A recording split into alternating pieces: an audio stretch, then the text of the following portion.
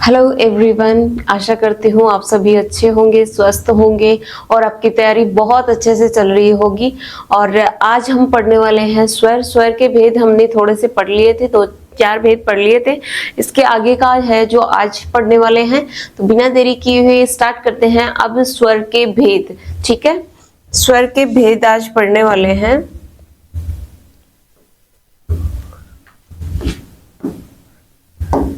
Just 1 minute.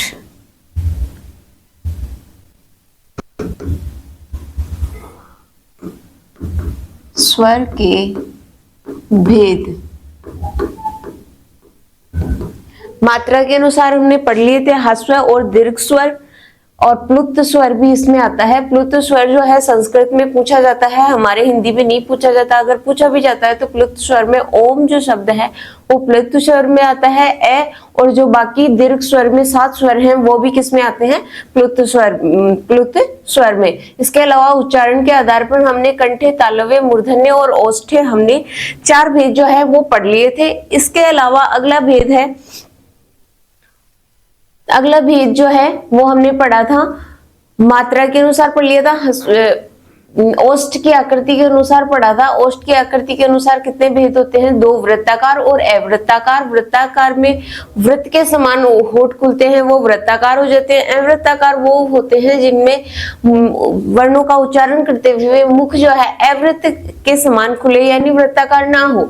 और अगला है जिह्वा की आकृति के अनुसार, वो 3 भेद हैं, अग्र स्वर, मध्यम स्वर और पश्य स्वर। अग्र स्वर जिह्वा के अग्र भाग से, मध्यम स्वर मध्य भाग से, और पश्य स्वर जिह्वा के पीछे वाले भाग से, जिन वर्णों का उच्चारण होता है वो कौन से होते हैं? पश्य। अब अगला भेद है वो है तालु के अनुसार। जैसे तालु के अनुसार या मुखाकृति के अनुसार भी कहा जाता है, मुखाकृति या तालु दोनों आप बोल सकते हैं। तो अगला भेद है हमारा मुखाकृति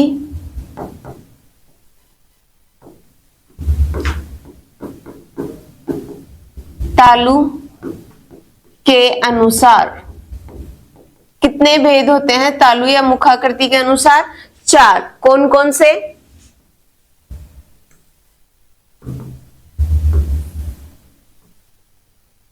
पहला है संवृत स्वर। दूसरा है अर्ध संवृत स्वर।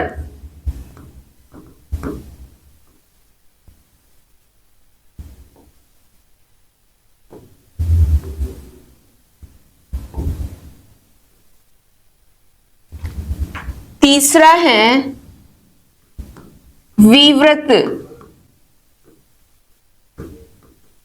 विवृत स्वर, और अंतिम है अर्धविवृत स्वर।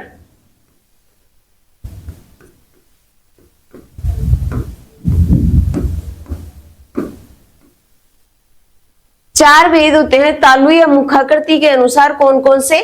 संवृत स्वर, अर्ध संवृत स्वर, विवृत स्वर और अर्धविवृत स्वर। इनका अर्थ क्या होता है? संवृत का मतलब होता है बंद मुंह। जैसे जिन वर्णों का उच्चारण करते हैं तो हमारे मुख जो है, होठ जो है, ऐसे बंद से प्रतीत होते हैं, जरा से खुलते हैं, ऐसे लगता है जैसे बंद से हो, है ना।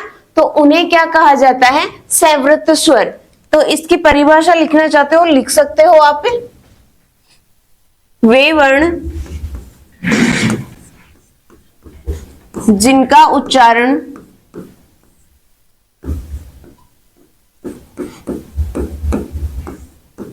करते समय मुंह बंद सा प्रतीत हो,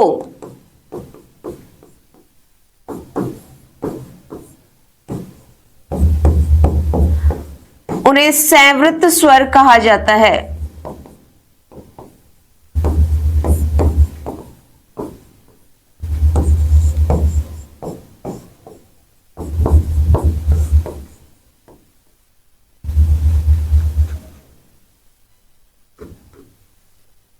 वे वर्ण जिनका उच्चारण करते समय जो मुंह है वो बंद सा प्रतीत होता है, उन्हें क्या कहा जाता है? संवृत स्वर। अर्ध संवृत स्वर किसे कहा जाता है? जिसमें मुंह खुला सा तो हो लेकिन जरा सा खुला हुआ हो, जिनका उच्चारण करते समय, जिन वर्णों का हम उच्चारण करेंगे ना तो मुंह जरा सा खुला हुआ प्रतीत होगा ना, उसे क्या कहेंगे?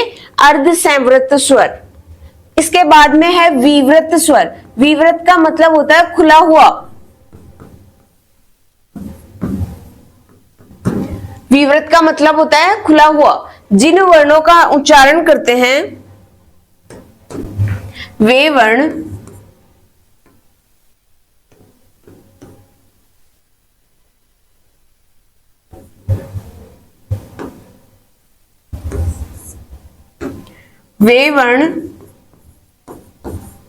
जिनका उच्चारण करते समय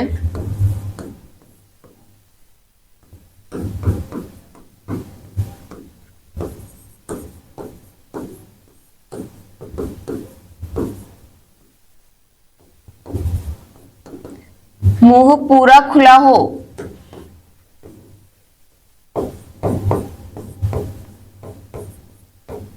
उन्हें विवृत स्वर कहते हैं।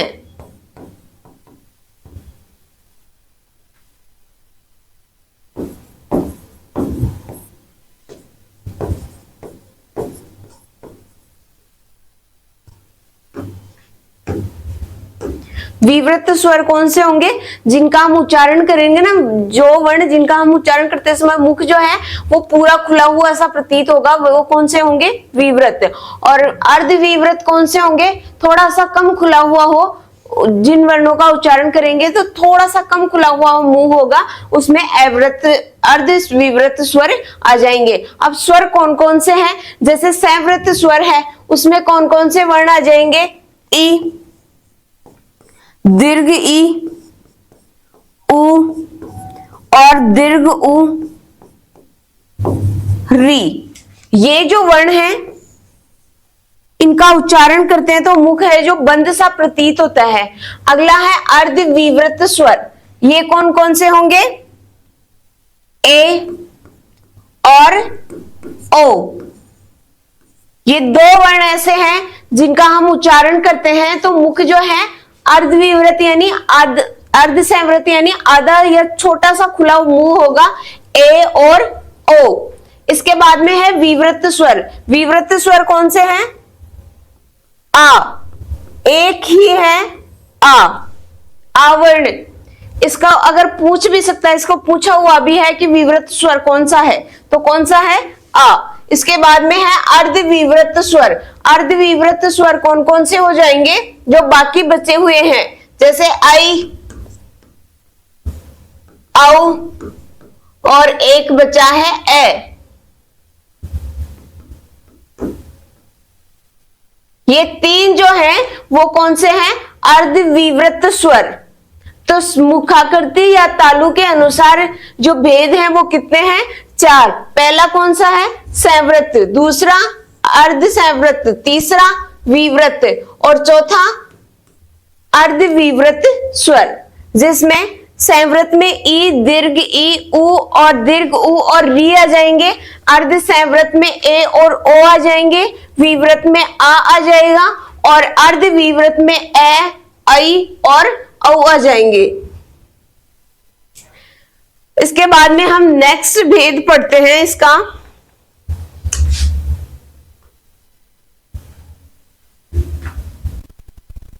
जाति के अनुसार।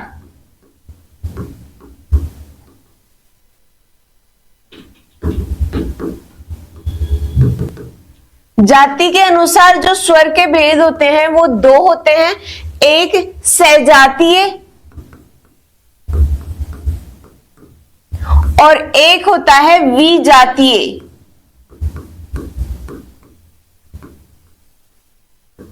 सजातीय स्वर और विजातीय स्वर, नाम से ही पता चल रहा है। सजातीय, स मानी समान, समान। स का अर्थ किससे लिया जाता है? किसी शब्द के साथ में स अगर जुड़ता है तो किससे लिया जाता है? या तो साथ, सहित या समान, इसी के लिए लिया जाता है ना। तो सजातीय, स यानी समान, जात यानी जाति के। जो वर्ण समान जाति के हैं उनके लिए सहजातीय प्रयोग में लिया जाता है। तो इसकी परिभाषा क्या होगी? वे वर्ण जिनका उच्चारण समान जाति के वर्णों के साथ में किया जाता है। ठीक है, जैसे ए, आ, ई दीर्घ ई, उ दीर्घ उ। अगर हम ऐसे करें ए दीर्घ उ, ये तो असमान जाति के हो गए ना। ए तो किस में है? ए और ए आ जो है समान जाति के हैं, लेकिन ए और दीर्घ उ दोनों विजातीय हैं। कैसे हैं? विजातीय। तो ये समान जाति में नहीं आएंगे। विजातीय में कौन से आएंगे? जो समान जाति के नहीं है। तो उसमें अगर जैसे ए, ई, ए, इस तरीके से कोई से भी वर्ण आ रहे हैं तो वो समान जाति के नहीं होंगे। ठीक है, इसके बाद में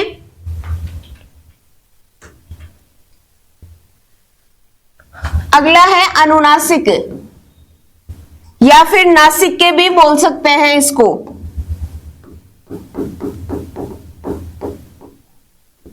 नासिक के आधार पर कितने भेद होते हैं? 2। अनुनासिक और निर्नुनासिक।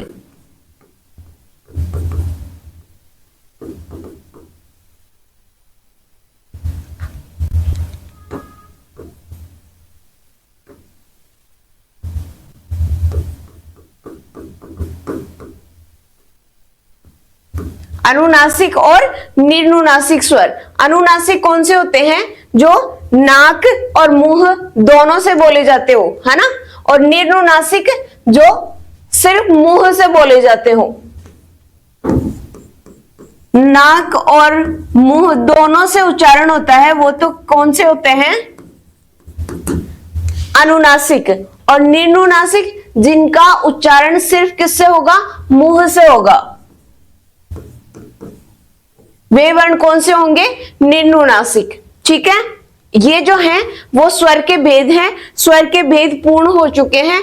अब हम पढ़ेंगे व्यंजन। अगला तथ्य है हमारा व्यंजन। इसकी परिभाषा मैंने बताई थी आपको कल। क्या होती है इसकी परिभाषा? किसके सहारे से बोले जाते हैं? ये स्वर के सहारे से।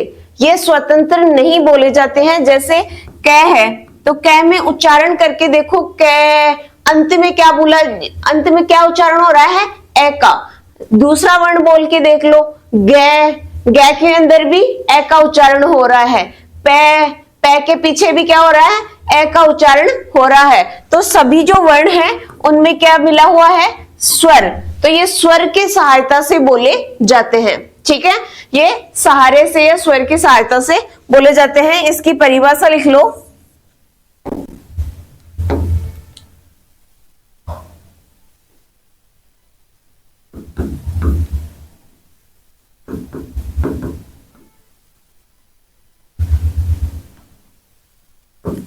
वे वर्ण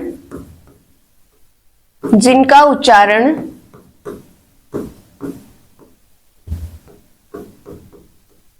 इस तरीके से भी, और इसको प्रभावी बनाने के लिए अगर आप लिखना चाहें तो इस तरीके से भी लिख सकते हैं। वागेंद्र से, वागेंद्र वाक इंद्र, वागेंद्र से निकलने वाली ध्वनि जो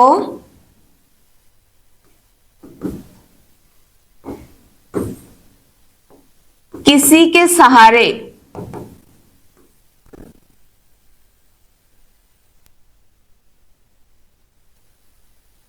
स्वर के सहारे से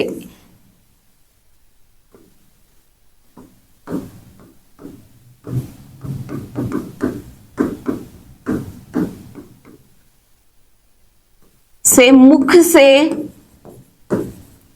मुंह से बाहर निकले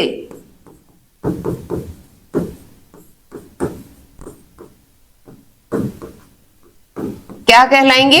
व्यंजन।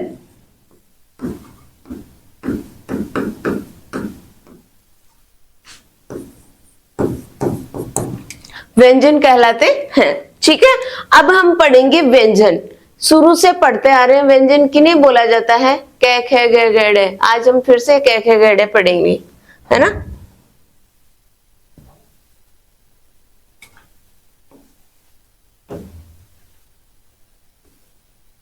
कई तो भूल भी गए होंगे। गे घे डे। एक बार हम सबको लिख लेते हैं एक साथ में।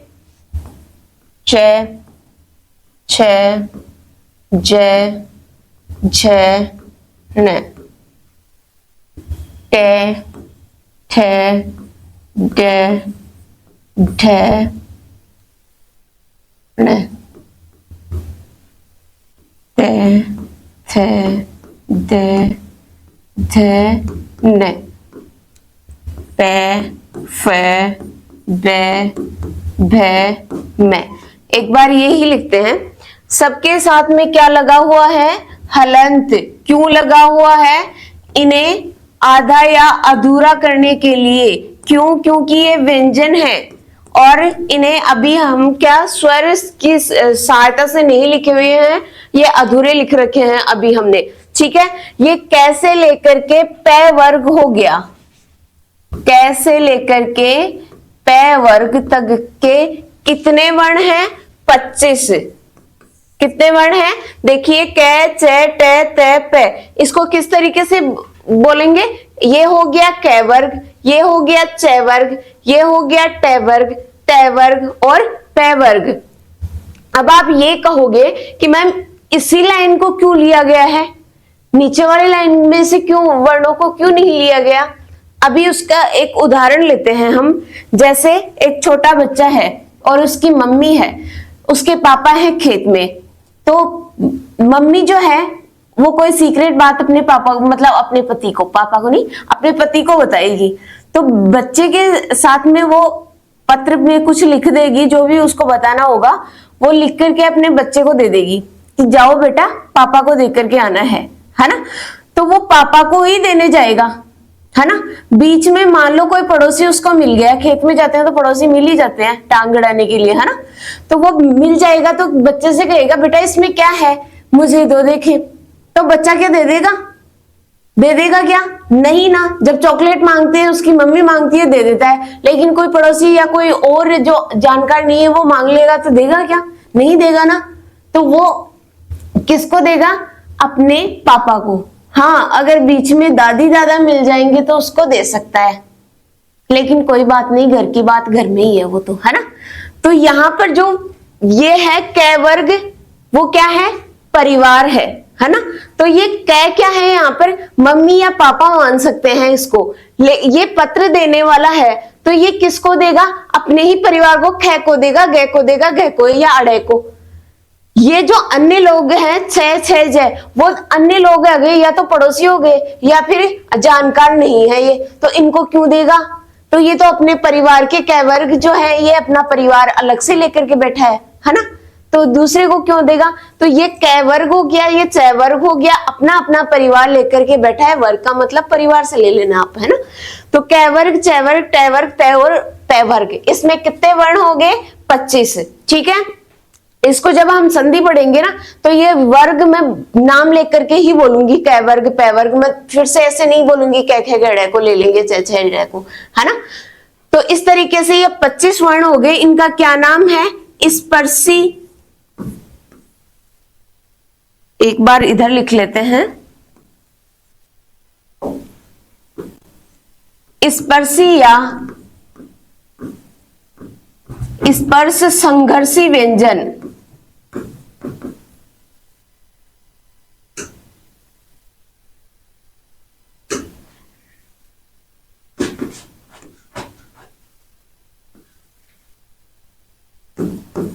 स्पर्श संघर्षी व्यंजन, इनको स्पर्श संघर्षी व्यंजन के नाम से जाना जाता है। ये कितने वर्ण हैं? कै से लेकर के, कै वर्ग से लेकर पै वर्ग तक 25 व्यंजन हैं। संख्या भी ध्यान रखना, नाम भी ध्यान रखना, नाम भी पूछा जाता है और इनमें से आपको कोई भी वर्ण देकर के अगला पूछ सकता है कि स्पर्श संघर्षी व्यंजन कौन कौन से है, या फिर ये भी पूछ सकता है कि इनमें से स्पर्श संघर्षी व्यंजन कौन सा नहीं है। तो आपको 4-3 वर्ण इसमें से दे देगा ना, तो आप ध्यान रखिए कि कै वर्ग से लेकर के पै वर्ग तक के सारे स्पर्श संघर्षी व्यंजन है। ठीक है, अगला है य, रे, ले और वे। ये जो व्यंजन है, 4 व्यंजन, इनको किस नाम से जाना जाता है? अंतस्थ व्यंजन के नाम से।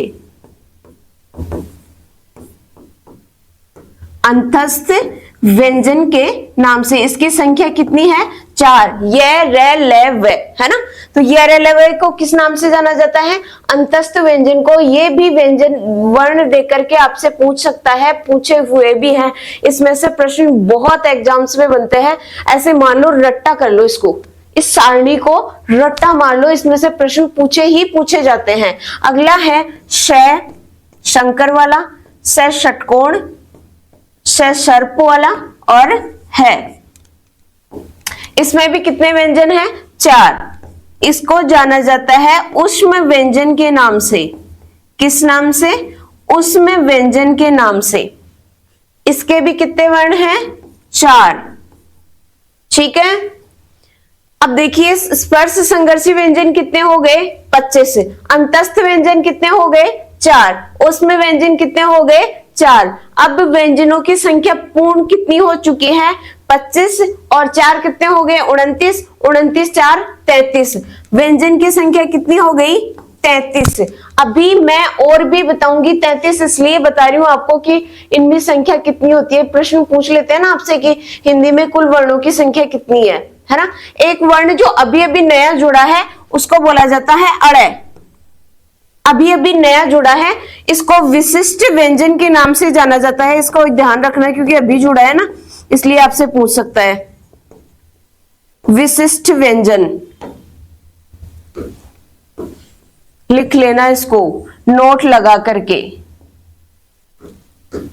विशिष्ट व्यंजन अभी अभी जुड़ा है। ठीक है, तो ये कितने व्यंजन हो चुके हैं? 33 व्यंजन। अगर आपसे पूछ सकता है कि व्यंजन की संख्या कितनी है, तो आप 33 ही लगाओगे। अक्षय, त्रय, ज्ञ और श्रेय, इनको काउंट नहीं करोगे।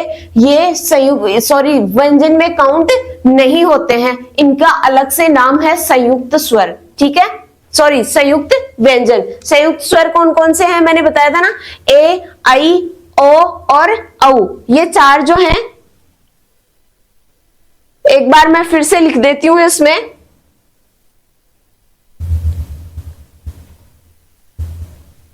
ए, आई, ओ और औ लिख लेना इनको फिर से, क्योंकि ये प्रश्न बहुत बार पूछा हुआ है। संयुक्त स्वर संख्या कितनी है इनकी? 4।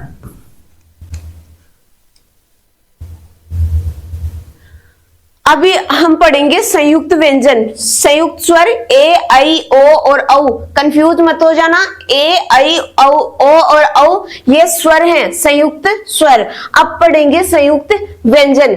व्यंजन की संख्या कितनी है? 33 है, याद रखना। और एक नया जुड़ा है, वो है अड़य। इसको विशिष्ट व्यंजन के नाम से जाना जाता है। अब हम पढ़ेंगे संयुक्त स्वर, संयुक्त व्यंजन। संयुक्त स्वर तो अभी भी बता दिया ना मैंने, ए, आई, ओ और औ। श,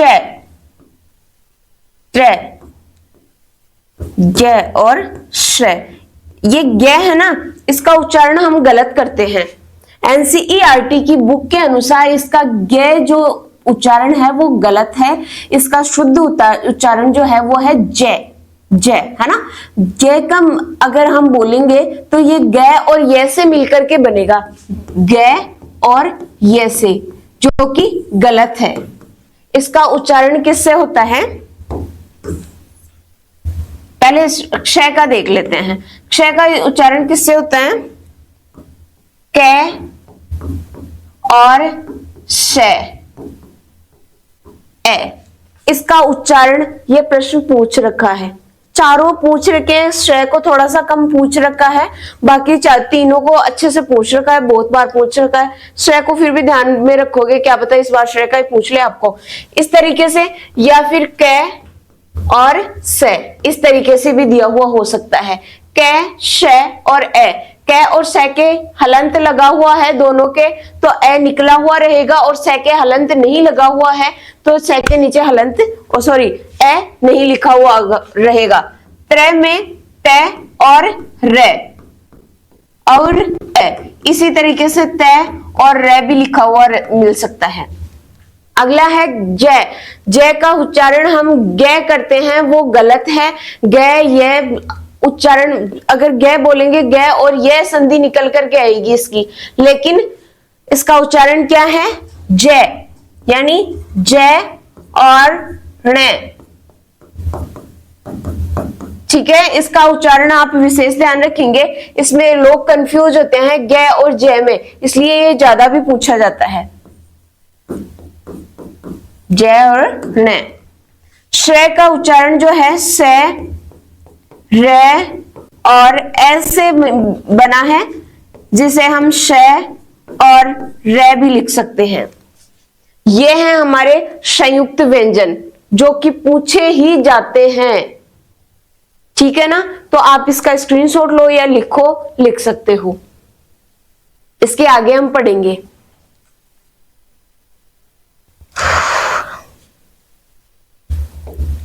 अब हम देखते हैं, ये लाइन है, इसको किस नाम से जाना जाता है? सिरोरेखा। मैं थोड़ा सा बेसिक के लिए बता देती हूं, सिरोरेखा है ना। ये जो लाइन है उसको किस नाम से जाना जाता है? खड़ी पाई के नाम से। किस नाम से? खड़ी पाई के नाम से जाना जाता है।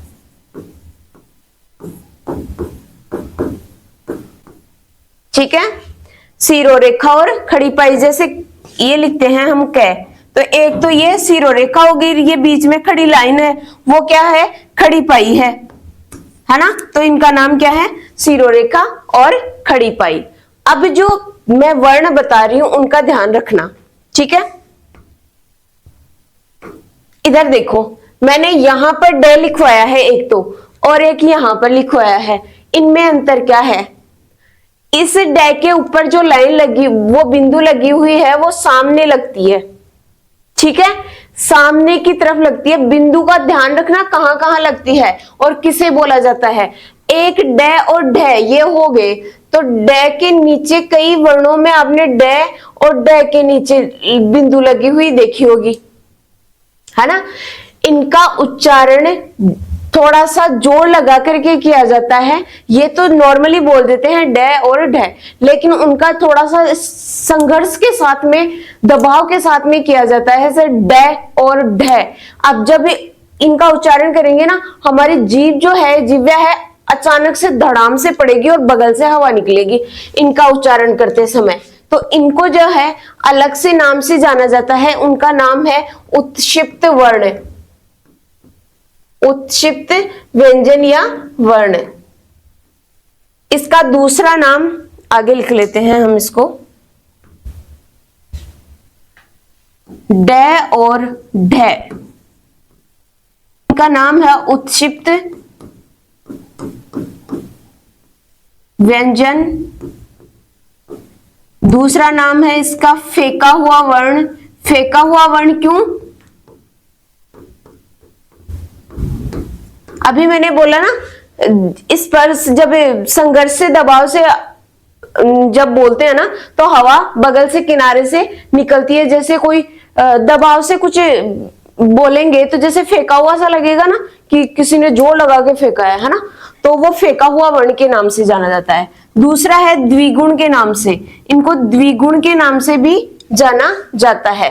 ठीक है, उत्क्षिप्त व्यंजन, फेंका हुआ वर्ण और द्विगुण, ये तीन नाम इसके हो चुके हैं। ठीक है, इसके बाद में अभी मैंने बिंदु बताई थी आपको कि कहां कहां लगी है बिंदु।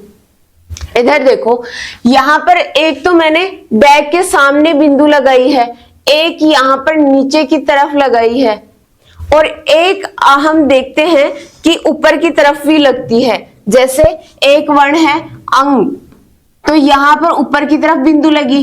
एक हो गया ड और ढ, तो इनके नीचे की तरफ लगती है। जैसे अभी हमने देखा उत्क्षिप्त और या फेंका हुआ वर्ण के नीचे की तरफ लगती है। इसके अलावा मैंने ड के थोड़ा सा सामने की तरफ बिंदु लगाते बताया है ना। तो ये कितने प्रकार से हो गई? 3 प्रकार से बिंदु लगाई हुई है। तो 3 प्रकार से लगा रहे, इनको क्या बोला जाता है, कहाँ लगाई जाती है, कुछ अता पता होना तो चाहिए ना। इसके अलावा 5 वर्ण ऐसे हैं अरबी और फारसी भाषा के, अरबी और फारसी भाषा के।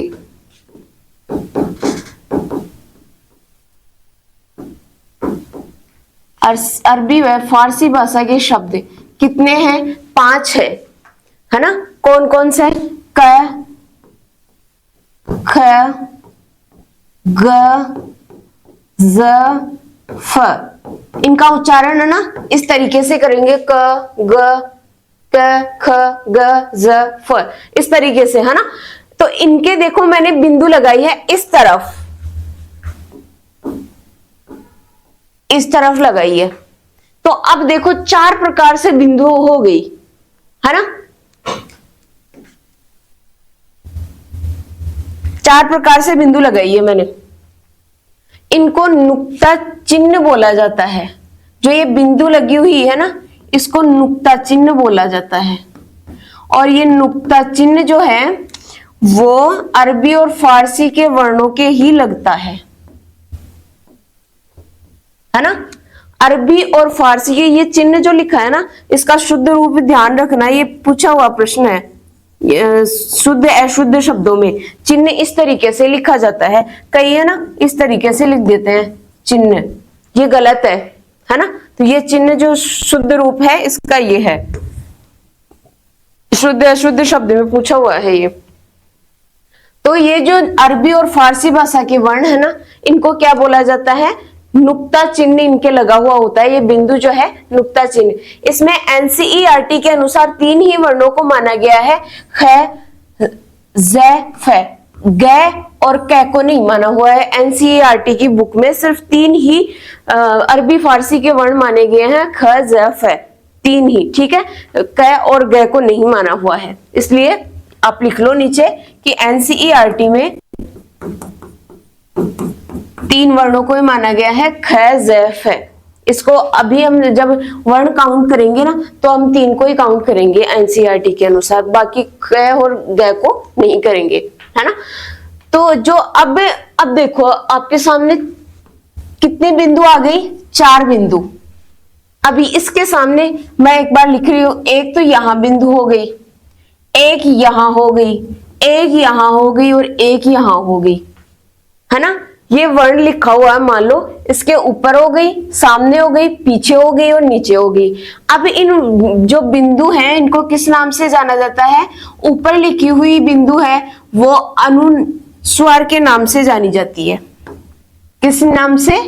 अनुस्वार के नाम से। और ये है जो अनुस्वार स्वरों के साथ में ही लगती है, व्यंजन के साथ में नहीं लगती। इसका ध्यान रखें आप, है ना। व्यंजन के साथ में नहीं लगती, किसके साथ में लगती है? ओनली फॉर स्वरों के साथ में। सामने वाली जो बिंदु है वो है जो ड के लगती है, वो किस में लगती है? वर्णों के लगती है। नीचे वाली बिंदु है उसको उत्क्षिप्त के नाम से जाना जाता है, जो कि ड और ढ के लगती है, उत्क्षिप्त व्यंजनों के नाम के ही लगती है। पीछे वाली बिंदु है जो नुक्ता चिन्ह के नाम से अभी मैंने बताया, जो कि किनके लगती है? अरबी और फारसी वर्णों के, जिसे नुक्ता चिन्ह के नाम से जाना जाता है। तो ये बिंदु है वो इस प्रकार से लगती है, ठीक है। दोबारा से देखो एक बार, खड़ी सिरोरेखा के ऊपर बिंदु अनुस्वार, सामने बिंदु जो कि वर्णों व्यंजन के लगी हुई है, नीचे वाली बिंदी जो कहां लगती है? उत्क्षिप्त व्यंजनों के लगती है। और साइड वाली या पीछे वाली नुक्ता चिन्ह के ही लगती है। तो अरबी और फारसी भाषा की जो और अभी मैंने ये 5 वर्ण बताए हैं, वो किसके अनुसार है? शिव प्रसाद सितारे हिंद के अनुसार।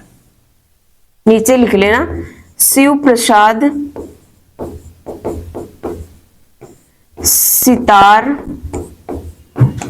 ए हिंद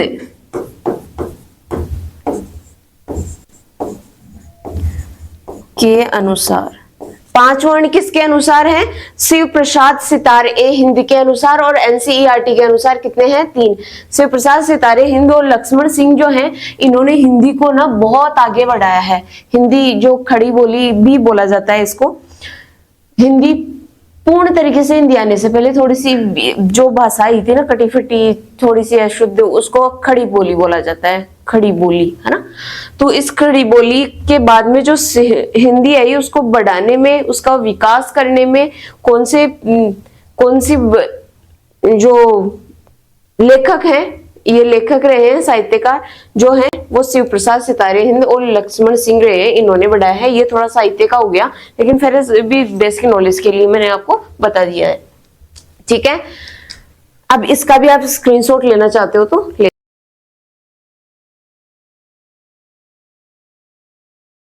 में आगे का जो है हम कल पढ़ेंगे, इसका एक बार रिवाइज कर लेते हैं। स्वर के भेद हमने कल पढ़े थे, कितने? 4। कौन कौन से?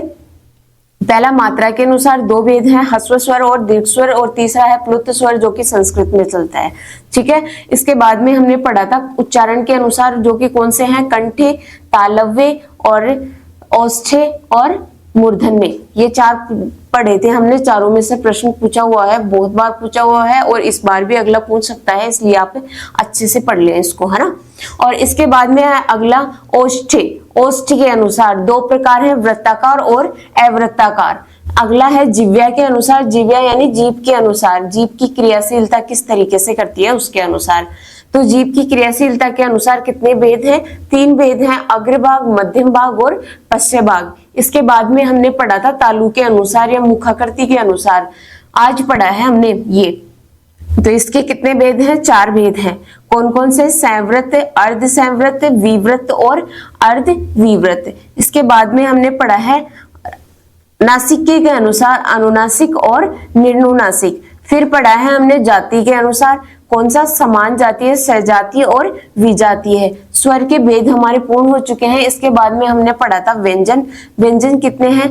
कुल व्यंजन है 33। कौन कौन से? कैसे लेकर के पै वर्ग तक के व्यंजन जो हैं वो स्पर्श और संघर्षी व्यंजन के नाम से जाने जाते हैं, या फिर एक नाम इनका और दिया हुआ रहता है, वो है वर्गीय व्यंजन। क्यों? क्योंकि कैसे पै वर्ग तक बोला है ना इसको, कि कैसे पै वर्ग, तो इसको वर्गीय व्यंजन के नाम से भी जाना जाता है। इस नाम को भी आप लिख लें, है ना।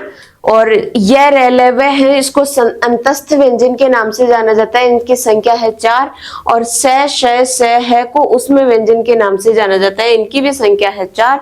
नया व्यंजन जुड़ा है विशिष्ट व्यंजन, जिसको अड़य बोला जाता है। और ड और ढ जो है वो उत्क्षिप्त व्यंजन है। ये तद्भव ही है, तत्सम नहीं है, इनका विकास बाद में हुआ है। संस्कृत के टाइम पर ड और ढ का विकास नहीं हुआ था, है ना। इसके उच्चार इनका विकास बाद में ही हुआ था। इसके बाद में है संयुक्त व्यंजन। कितने हैं? 4। क्ष, त्र, ज्ञ और श। क, श, ए, त, र, ए, और ज का ज, न, य, ए, और श का श, र, ए। इसके बाद में हमने अरबी और फारसी के 5 वर्ण देखे हैं। किसके अनुसार? शिव प्रसाद सितारे हिंद के अनुसार, जो क, ग, ख, ज, फ हैं। और एनसीईआरटी के अनुसार 3 ही है, ख, ज, फ। इसके अलावा हमने एक वर्ण और पढ़ा था, कौन सा? स्वरों में अ, जिसको किस नाम से? ओ, जैसे डॉक्टर के ऊपर लगता है ना ओ, वो वाला, इसको विकसित स्वर के नाम से भी जाना जाता है। इसका काउंट बाद में करेंगे। ड और ड को उत्क्षिप्त फेंका हुआ वर्ण या द्विगुण के नाम से भी जाना जाता है। और ये बिंदु जो पीछे की तरफ लगती है वो नुक्ता चिन्ह के नाम से जानी जाती है। इसका भी विशेष ध्यान रखें, ठीक है। आज के लिए इतना ही, धन्यवाद। मिलते हैं अगले सेशन में।